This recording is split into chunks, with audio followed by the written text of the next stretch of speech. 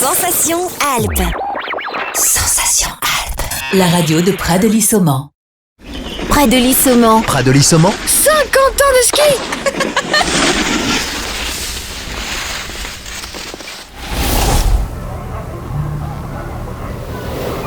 Bonjour à tous, bienvenue sur Sensation. Je reçois aujourd'hui Marie Coffre, handleuse et mûcheuse. Bonjour. Bonjour. Alors on connaît plus ou moins tous le métier de mûcheur, mais beaucoup moins celui de handler. Alors qu'est-ce qu'un handler ? Un handler sera le bras droit du musher. C'est celui qui va accompagner le musher dans les décisions de quel chien il faut prendre après la compétition en fonction des efforts qu'il a fait. C'est celui qui va préparer en amont et après la course les chiens en fonction de la récupération. On va hydrater les chiens, alimenter les chiens et aussi un énorme travail de récupération sur les massages des chiens. Et est-ce qu'il existe des formations spécifiques pour devenir handler ou handleuse ? Moi, ma formation, ça a été auprès de mon mari qui baigne dedans depuis tout petit, depuis l'âge de 3 ans. Donc c'est lui qui m'a appris pas mal de choses sur le métier de handler. Après, on apprend tout au long de notre carrière de musher. On fait beaucoup de rencontres dans le domaine.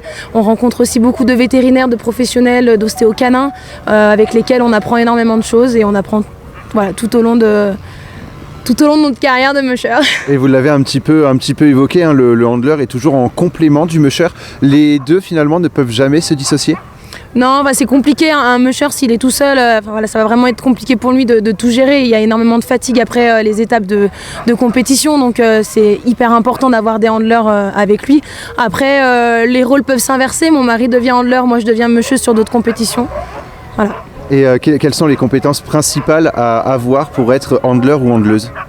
Alors déjà, il faut aimer, aimer être proche du chien, aimer le froid, ne pas avoir peur de la fatigue, parce que c'est quand même des conditions qui sont parfois compliquées. On se couche très tard, on se lève très tôt. Voilà, faut être motivé et puis je pense que la passion fait le tout, quoi. Alors quelles sont les étapes de préparation mais aussi de récupération du chien après une course ? Alors la préparation, on va énormément réhydrater les chiens, on leur donne une soupe avant la course pour qu'ils soient en meilleures conditions.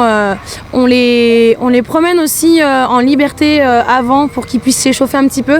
Et après c'est surtout un travail de récupération après la course. On va les réhydrater, on va les alimenter et on va aussi faire un travail de massage. On masse les chiens pendant 2 heures, 2 heures et demie après la course.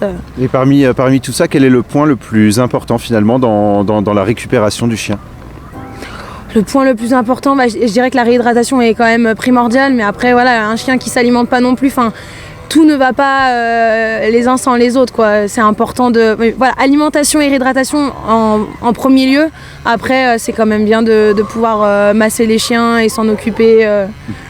Et alors du coup vous proposez également des activités, chien de traîneau. Est-ce que ce sont les mêmes que vous utilisez, les mêmes chiens que vous utilisez pendant les courses ? Alors oui, c'est les mêmes chiens qu'on utilise que pendant les courses, mais on dissocie bien les deux. C'est-à-dire que quand on commence notre activité baptême en chien de traîneau, c'est que les compétitions sont terminées, que la saison en compétition est terminée.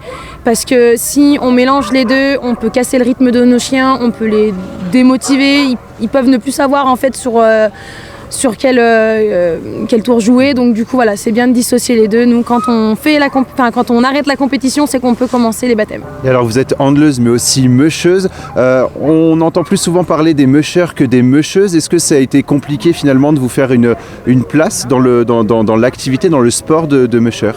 Bon, maintenant il y a quand même de plus en plus de femmes qui font ce rôle-là de mûcheuse. C'est vrai que oui, avant c'était plus les hommes, mais je pense que maintenant l'égalité homme-femme, ça évolue aussi. Et tant mieux, merci beaucoup Marie Coffre d'avoir été avec nous sur Sensation.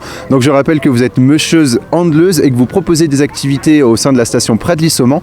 Et vous pouvez retrouver cette émission en podcast audio et vidéo sur notre site, notre application et notre chaîne YouTube.